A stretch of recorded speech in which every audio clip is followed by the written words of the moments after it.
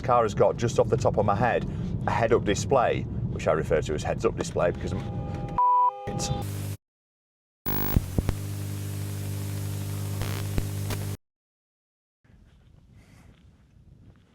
Good morning, good afternoon and good evening, and welcome back to the channel. Welcome to Wales, Yorkshire. This is God's County, and what we're going to be doing today is we're going to be looking at this beautiful 740 that I bought from a subscriber, a particularly nice example. However, it had some pretty serious issues. Now, my subscriber, Paul, a lovely chap, hi Paul, nicer bloke you couldn't wish to meet, had taken this car and had it serviced fastidiously at BMW all of its life. Now, it had a couple of problems and they couldn't work out what the problems were.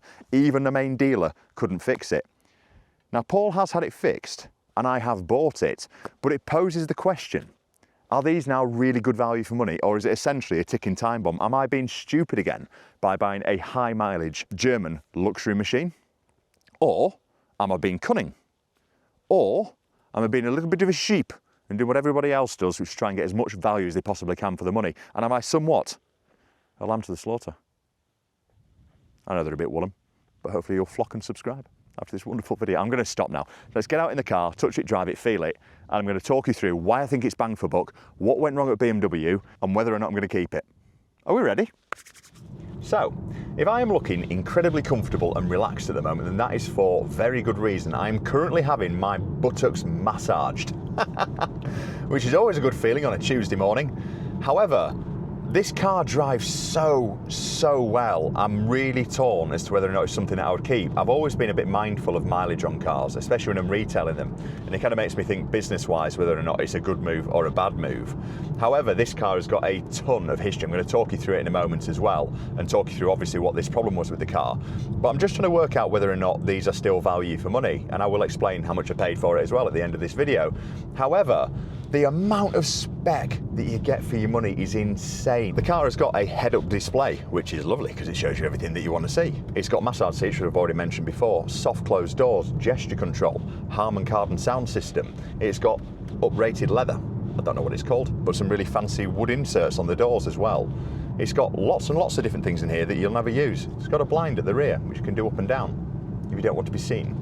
If you're in the back of one of these. I think the back of one of these is probably the nicest place to sit, to be fair. We had one in before and everything was aimed at the back, so it had rear entertainment, it had like a tablet in the middle, all sorts of stuff. But either way, it's really well spec'd. Now, it's also, I think, the sweet spot for a 7 Series because the next generation after this are huge.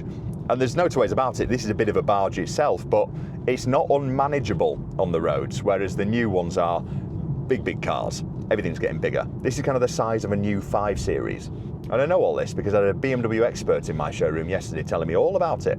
And I think he's got a very valid point, so thank you for that, Tom. However, it's got a mammoth amount of spec in here. I think from a value for money point of view, I mean, it's huge, isn't it? This car would cost retail, probably, depending on mileage, obviously, but this one in particular might be around 18 grand. What else are you buying for 18,000 quid? I took my missus out on the weekend. We went for a very rare date night, went out for some food, and I took her in this, and I think it almost made the day for us, just getting her wafted across in this, getting a well-deserved massage. We had our favourite song on together, and it's just quiet, elegant, refined, doesn't turn heads, but turns the heads of people that know what you're driving, thinking, there goes a comfortable man and his bimbo, toaster, wife. It's just a lovely place to be. Now, there's 3 different variants of these of this year. So you've got 730, 740, 750, certainly the diesel ones anyway. The 730's got less power but does slightly better miles to the gallon.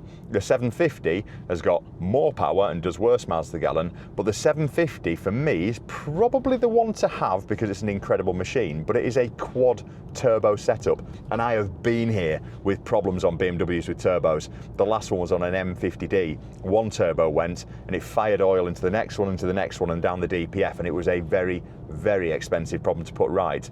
So something worries me about high mileage cars with many turbos. You wouldn't buy a Veyron with 100k on, would you? Probably not a good example, Rob, but you know what I'm saying. So I think the 740 is probably the sweet spot. However, running costs are what worry me on high mileage cars. I'm going to go through the invoices that Paul has had during his ownership of this car with this most recent one, which is only done at about 100,000 miles, so 3,000 miles ago. There was a bit of an eye-waterer. And had he gone to BMW, it would have been even worse. So basically what's happened, he went into BMW, they couldn't diagnose the problem and they wanted to throw parts at it, use the old part cannon. However, I've been here before with BMW, and it is not a criticism to main dealers. I know a couple of people who work in main dealers. There's a JLR main dealer up near me, and I know the guys that work there, and they are fantastic, place in Guiseley Virtue, FYI, and they're very helpful. So it's not a stab at main dealers at all. We've all got our vices and whether or not we like or don't like them. However, I had it before at BMW in Bradford where we had an issue with a X340D triple turbo setup, and basically the problem with that car was they thought a sensor, so they fixed the sensor, it was 500 quid. Said, sorry Rob, it's not the sensor, we'll put some turbos on it, that might sort it. I said, well, I'll stop you there before you put £9,000 worth of turbos on it. I took it to a specialist, and it was a pipe that ran the back of the car, and it was 150 quid to sort it out. So I have my issues with some main dealers. Paul had his issues, and I'm going to talk you through what the resolution for that was as well. I'm just going to find a safe spot to pull up, and I'm going to run through all the money that is spent on this car, and you can judge for yourself as to whether or not you think this is a stupid thing for me to stock or not a stupid thing for me to stock. And then what we're going to do is we're going to get it on the ramps and have a look under it and see if there's anything else that I need to be aware of. So let's pull over and find somewhere safe, shall we? So Paul wasn't happy with the result that he got from BMW, so he took it to another specialist, and the other specialist said that's probably going to be something that is a gearbox specialist rather than a BMW specialist. So he took it to Austrian gearbox specialists, which are based in the northeast, and he said he was very, very happy with the service, so this is absolutely not a discredit to them at all. But essentially what he's had here is they had a diagnostics done on the car to investigate a judder when he was pulling away. Now they believed it to be the transfer box. So they road tested the car and they found that it was indeed a problem with the transfer box. So they have removed and refitted a new transfer box to this car. The RRP on that transfer box is £4,000 plus VAT. You then need the fluid for the box as well, which is about 1 litre, and you then need to code the box in as well. So all of that was quite a lot of money. Now on top of that as well, unfortunately, tyres are super, super important on a BMW, and it's been stressed to me 1,000 times before. I never believe it, but this is probably in black and white a good reason to believe it.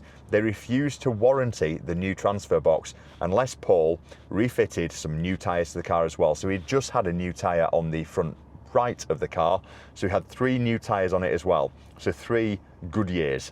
So his total invoice for all of that, bearing in mind that he didn't pay RRP on that transfer box, was £4,500, and he had it done in May of this year, so he's not long had it done. Now, all credit to this chap, because what a lot of people would do in that instance is stick it into We Buy Any Car, or stick it into another dealer, or just stick it into the general, stick it into anyone other than their own wallet, however he sorted it. So I feel really positive about that. I also feel really positive that it's been to a specialist and had a check over as well at the same time. Overall, it's looking like a massive value for money car to me. However, what I do need to do on it as well, and you know that this is coming, as I need to inspect the car and make sure that it's right on a vehicle score check. So what I'm going to do is quickly put the registration into vehicle score now and just see what we get, because I'm expecting it's not going to be amazing because of the mileage. Right, so pleasantly, when you put the car through, it comes up at 812 out of 999, which for a car of this age with this mileage on is particularly good. Now, one thing I have noticed is that the mileage on the last MOT was around about 95,500. It's done 103 now. So when a car tips over 100k on vehicle score, it starts to degrade the score a little bit. However, overall, it looks pretty decent. What I'm going to do though is pay for the check so we can have a proper look in depth and make sure there's nothing that I should be worried about this. Okay, we have all good news, fortunately. So there's no ex-taxi records, which is the one thing on something like this I probably should be aware of. It's a 2-owner car, which is lovely. There's nothing, no insurance categories, it's never been written off, no salvage history, etc. Had a number plate on there, but overall, there's nothing on this car that I need to be worried about. It drives exceptionally well. You're struggling to pull me out of it at the moment. It's got incredible service history. There's no red flags on the vehicle score at all. Overall, I feel really, really pleased with this. However, what I am going to do is I'm going to take it next door and we're going to have a look at it on the ramp and just see if there's anything that I need to be aware of underneath it. There's only one thing that I've noticed when I've been driving it, and it's just every now and again, and I don't know if I'm just overthinking it with it being high mileage, and I think I am, but it's almost like you get a little sort of rattle every now and again. And I don't know if it's because I'm running over a certain spot of road and there's a grate on it or whatever, but I do want Al to have a look at that next door. So the next thing we're going to do is drive it into the workshop next door, get it up on a ramp and just see if there's anything I need to be aware of on this car before I give you the grand reveal as to what I've paid for this car that will have been the thick end of 80 grand new. So let's take it next door and see what he thinks. Oh, I absolutely hate putting cars on ramps.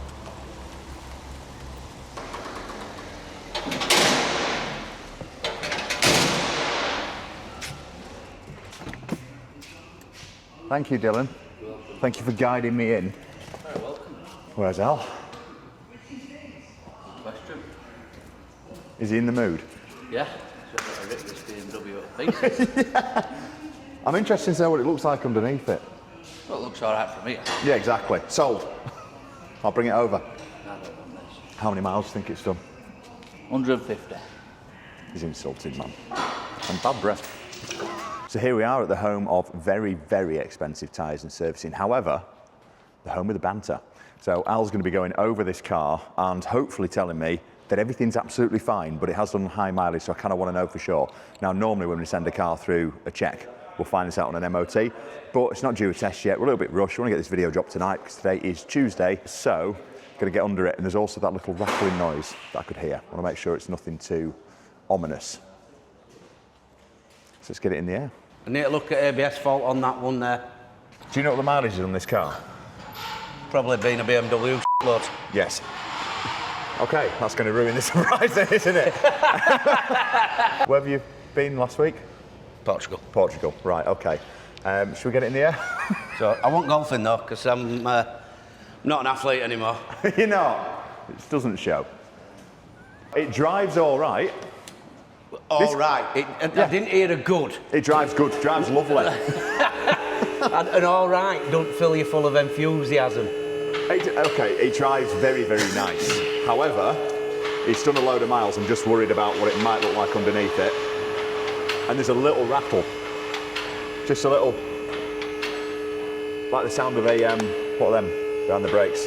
Oh, your backing plate? Backing plate is what I'm hoping, not a diff. That torch is bright, isn't it? Yes, it's very bright. It's not been in Kev's hands too much yet. No, yeah, sure, soon get mucked up. It's relatively new. That backing plate's perfectly fine, sir. Excellent. Obviously, I'm vertically challenged. Diff looks dry. Well, we haven't got to that bit yet. We're up front, as you can see, just like most German. Oh, there's a bit of a nice little 8mm missing there. A bolt missing. Bolt missing, that's knocked 10 grand off it. That's probably why it's so quick, it's so light. Everything, which you'd expect of a nice car, to be fair. When this were made, probably about 70,000 quid, wasn't it? And the rest with the spec. Well, I don't know what spec it's got on it. It's got massage seats. I've had them in my Velar when I had one. Nice. What engine was in the It didn't Velar? make the Velar go any better. It made it go back to Land Rover. Did it? Weird that. If you were buying a car with 100,000 miles on it, You'd expect a few little things. yeah. That's what warranties are for. No, Al. Al seems to think that a warranty is this thing that just protects you from everything. No, it doesn't. It doesn't give you anything. Absolutely But not. it's a nice freebie to get nothing. Solid as a rock. Look at that. If I could get in, yeah. Yeah, it's fine, look.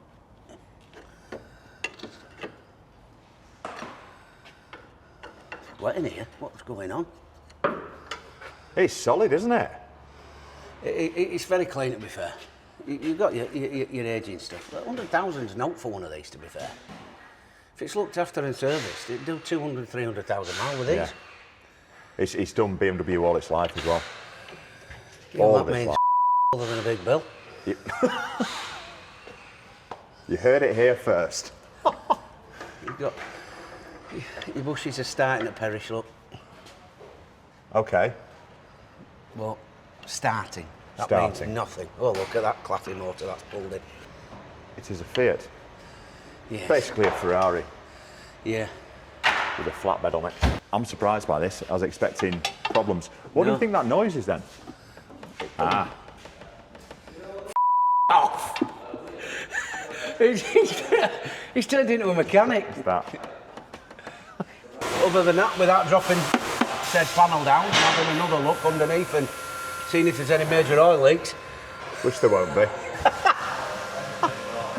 can't- if it was There's no trace of any residue, if that's what you're saying. Yes, if there's a major oil leak, you'd be seeing it, wouldn't you? Yeah. So, but this tray will cover up any minor oil leaks beautifully. Lovely. I am really surprised by this. Have you seen the tyres as well? Yeah, the run flats. Make it handle like a bag of knackers. Best thing BMW did in the end was go away from them, Okay. even though Mercedes decided to start using them a little bit more.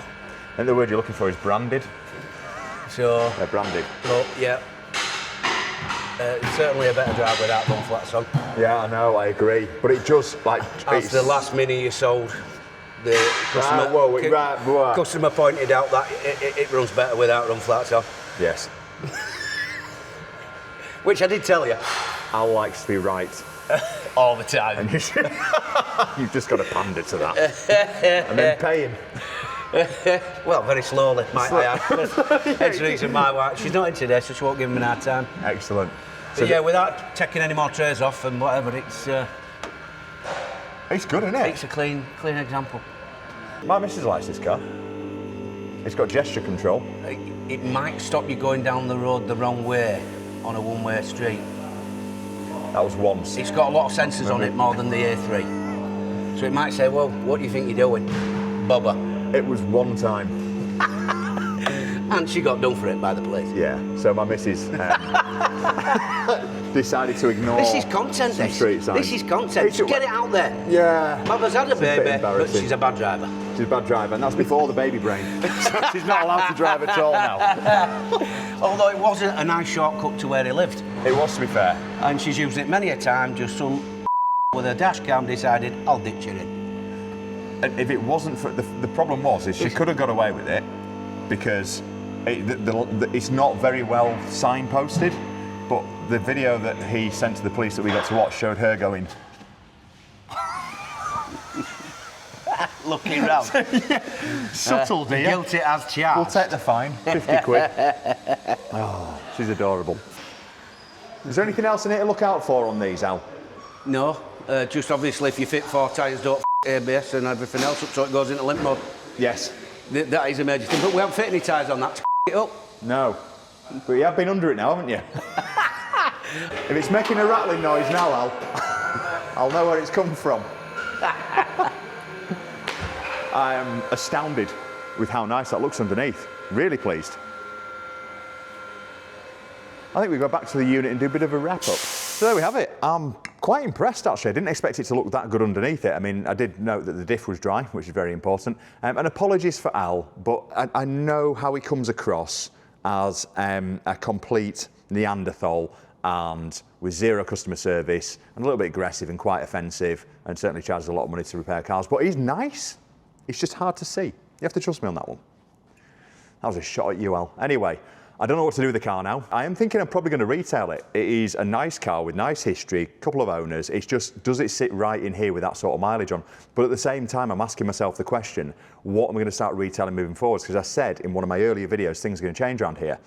But I'm also looking at whether or not I start putting my money into really heavy stock, so sort of north of 50 grand, and see if that's going to get a different sort of buyer, a different type of business, whatever it might be. But I'm not quite there yet. So I think the goal is probably going to be retail or keep. My other option, of course, is just to trade it on and get my money back out of it. Although one's just come through trade recently for less money with less miles and a slightly better colour. But we'll ignore that. Definitely a good deal. And decide what we're going to do moving forwards. I do kind of want to keep it for myself. Speaking of money, I paid for that car with that spec and those miles, and tell me whether or not you think I've been stupid here, £14,000. And I think that is incredible value for money. It's also, I think, a fair deal for Paul. Certainly didn't have his eyes out on it, which is why I'm kind of going, do I just drive it myself for a bit? Because it is, as I mentioned a few times, very hard to get me out of that car at the moment, and the missus likes it. Big tick.